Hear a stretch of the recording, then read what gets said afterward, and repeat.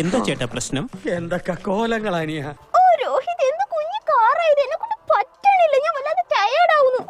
ഇത് എന്നെ ഉദ്ദേശാണ്, എന്നെ തന്നെ ഉദ്ദേശാണ്, എന്നെ മാത്രം ഉദ്ദേശാണ്. ഞാൻ പോവാ. പ്രശ്നകുമാരി പോകല്ലേ.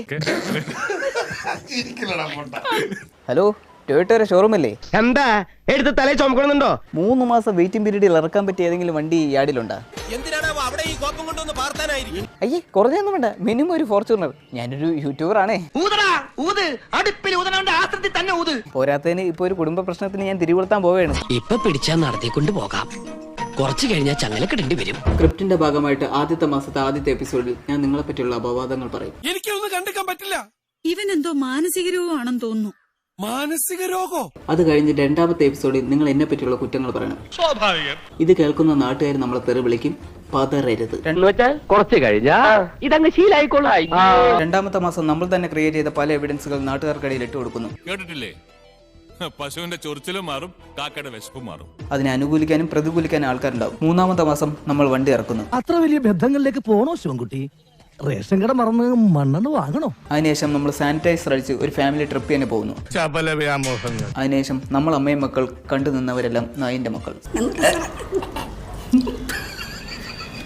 ചേട്ടാ സാനിറ്റൈസർ എടുക്കട്ടെ? ഏത് സാനിറ്റൈസർ? സാനിറ്റൈസർ ഒക്കെ തീർന്ന്. ഇത് കൊള്ളാലോ, അവൻ ഉണ്ടാക്കിയ കഥയൊക്കെ രസമുണ്ടല്ലോ അവന്റെ ജീവിതത്തിലെ പ്രശ്നങ്ങൾക്ക്. സുഹൃത്തുക്കളെ, ഞാൻ എന്റെ പെങ്ങളെ പറ്റി കുറച്ച് അപവാദം പറയാൻ വേണ്ടിയിട്ടാണ് വന്നത്. ആയിക്കോട്ടെ, എന്താ വിരോധോട്ടോ? ഒരു വിരോധമില്ല. എനിക്ക് ഇതുപോലെ പുറത്തു പറയാൻ പറ്റും. ഒരു പെങ്കൊച്ചിന്റെ ഭാവിയല്ലേ. ഞാൻ ഇന്നേ വരെ ഇത് ആരുടെ പറഞ്ഞിട്ട് ഇനി പറയത്തില്ല. അതെ, പുറത്തിരുന്ന് ചെവി അടിക്കാനുള്ള യുവമാരുടെ ഒക്കെ പണി. സത്യം പറഞ്ഞ അവന് വലിയ വൃത്തിയും മെനയൊന്നുമില്ല. ഇവൻ ചെയ്തതിൽ എന്തെങ്കിലും കറക്റ്റ് പറ, ഞങ്ങൾ തിരുത്താം. ഒരു ദിവസം ഇട്ട് നിക്കറിയാൻ അവൻ 5-6 ദിവസം അലക്കാതെ ഇടും. ആ നേരം കൊണ്ട് തെങ്ങിന്റെ മോളിൽ കയറി കൈവിട്ട് ട്രെയിനിന് തലവെക്കാലോ.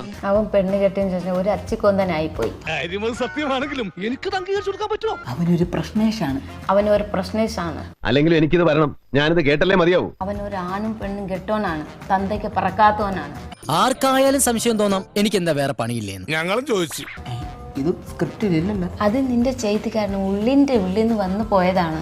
പട്ടിക്കുട്ടി ചന്തയ്ക്ക് പോയ പോലെ ആയില്ലേ? എന്നെ വേർബോഡി ആയിട്ടെങ്കിലും ജീവിക്കാൻ അനുവദിക്കടാ. ചേട്ടാ, ഇട്ട വീഡിയോസിന്റെ വ്യൂസ് കണ്ട വണ്ടി പോയിട്ട് ഒരു കിണ്ടി പോലും എടുക്കാൻ പറ്റൂല. നിങ്ങൾ കളിച്ച് കളിച്ചത് കുളവാക്കൂ. ഇനി താഴെ നിൽക്കാൻ പറ്റുമെന്ന് തോന്നണില്ല. ഇതാരടാ അപ്പ? ഹലോ ഹലോ, ഇത് ടൊയോട്ട എന്നാണേ.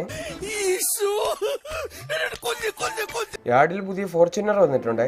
ആണോ? എന്നാ പിന്നെ യാർഡിന്ന് ഷെഡി കയറ്റി ഇടണം. ഞാനിപ്പം തറയിലല്ലേ, എയറില്ല. അത് പ്രത്യേകിച്ച് അറിയേണ്ട കാര്യമില്ല. ടൊയോട്ടയ്ക്ക് എയറോപ്ലെയിൻ വല്ലതും ഉണ്ടെങ്കിൽ ഞാൻ എടുത്തോളാം. കാര്യം എനിക്ക് ട്രാവൽ ചെയ്യാൻ അതാ എളുപ്പം. സേനടേ, താഴെ വിട്ട് തുണി വാങ്ങടേ. എന്തിനാണ്?